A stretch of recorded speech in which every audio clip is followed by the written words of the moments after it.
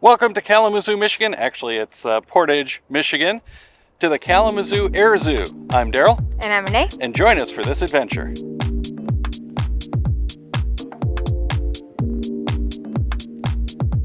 So the museum itself is divided into two separate buildings. The Flight Innovation Center is the one we started at, which is the more polished museum. Mm-hmm.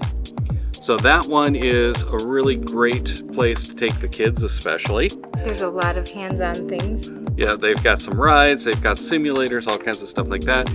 But the actual show floor, as it were, the main room, is kind of divided up from, on the left side as you enter, the early flight, and then it goes to more recent flight on the right-hand side. Mm-hmm. There's also a whole space area in there. The space area is in the back. It's its own little section. That was probably the most disappointing section. I was excited about it, but it wasn't as good as I thought it would be.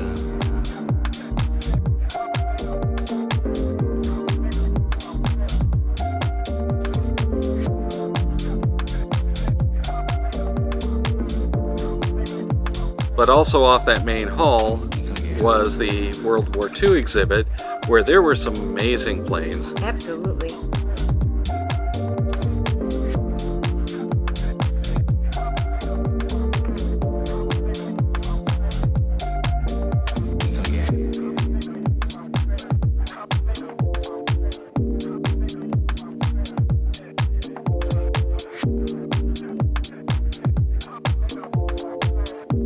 And stories. A lot of history. Yep.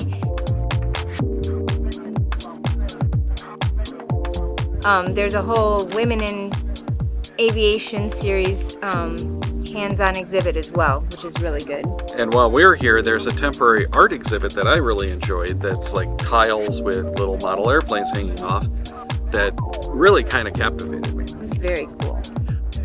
But it's amazing getting up close and personal, like the airplanes like the SR-71, which being from the 80s and 90s was kind of the plane. Yes. And to actually get to walk up and look into the cockpit, to stand next to it, to stand and walk cool. around one of the engines. Absolutely. Was really amazing. It was gigantic. To me, the cool thing was the theming and the effort they went to make the museum entertaining. They did a really good job. They did a really good job.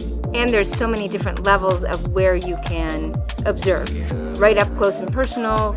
And then there's like the dining area, which is like a nice mezzanine balcony type area. Now, if you do want to come out here, we do recommend the Kitty Hawk Cafe, which is their cafeteria. It is a very good cafeteria. A lot of choices, vegetarian. But they also have this pavilion that we're in right now, which is along the walkway between the Flight Innovation Center and the Flight Discovery Center. So if you want to come here and have a picnic, you can do that as well. And then as you head into the Flight Discovery Center, that's where they actually restore aircraft. And they were working today too. Yeah, we're here during the week. But they are working on a plane that was recovered from Lake Michigan, which unfortunately we didn't get anything for you because there's not much to see there. But this is where they also have their F-117. That is interesting to see. Definitely. But a whole bunch of other planes, a lot of cockpit simulator kind of stuff. Things you can actually get in. Some of them have weight requirements, some of them don't. But it is also worth making sure to spend some time there. Definitely. Now, the Flight Innovation Center, if you spend 2 hours there, you're doing it pretty quickly. We spent a little bit more time than that and didn't feel like we got the full experience, but we're on limited time. Right. I don't know if they actually do tours, but they definitely have some docent-type people that could help you. Yeah, lots of information, lots of volunteers. At the Flight Discovery Center, that you can probably do in about half an hour to an hour. It is a lot of cool right up there. You're in an aircraft hangar. It's not as nice. It's not as polished as a hands-on museum, but there's definitely things you can see and touch and there's a history behind what it is and why it's there. So it's a 5-minute walk between the two buildings. There's actually planes along the way.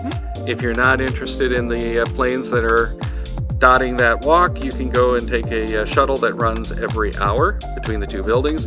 But I definitely recommend checking this one out and hitting that Flight Innovation Center.